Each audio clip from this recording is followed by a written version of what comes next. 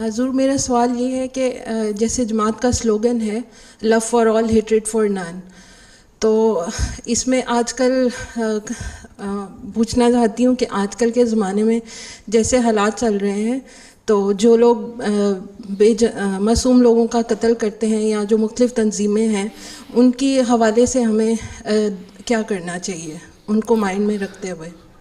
یہ میں نے ایک خطبہ بھی دیا تھا کہ ہم نے اصل سلوگن جو بنائے سے وہ لا الہ الا اللہ محمد رسول اللہ سے پڑھا ہے.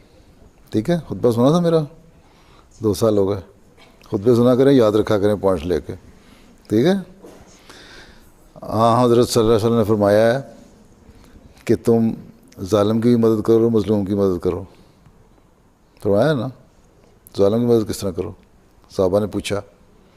آپ نے فرمایا اس کو ظلم سے ہاتھ روکو، اس کو سمجھاؤ، زبان سے، ہاتھ سے، زبان سے نہیں دعا کرو. تو یہ لوگ جو غلط کام کرتے ہیں ان سے ایک ہم جو پیار کا جو معیار ہے وہ ہر ایک سے ایک نہیں ہو سکتا. آپ کو جو اپنے بچے سے پیار کا معیار ہے وہ اور ہے، جو ماں باپ سے وہ اور ہے، جو بہن بھائیوں سے وہ اور ہے، جو دوستوں سے وہ اور ہے، جو ماحول سے اور ہے نا مختلف. لیکن ہر ایک سے آپ نفرت تو نہیں کرتے ہیں.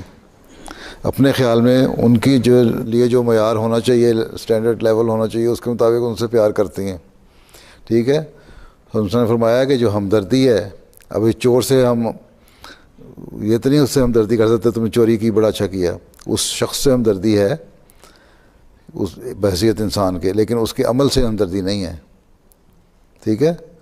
ہم نے اس شخص کے لیے جو غلط کام کرتا ہے، کوئی بھی ہو، کسی قسم کا بھی غلط کام ہو، اس سے پیار اور ہمدردی کا تقاضا یہ ہے کہ اس کے لیے اگر ہاتھ سے نہیں روک سکتے، زبان سے نہیں روک سکتے، تو دعا کر کے روکیں. ٹھیک ہے. یہ ہے.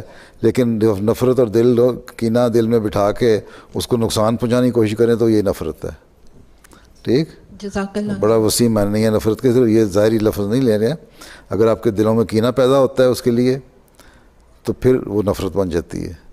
اگر اس کی اصلاح کی کوشش کرتی ہیں تو وہ پیار کا معیار ایک کم از کم معیار جو ہے وہ ہو جاتا ہے. ٹھیک.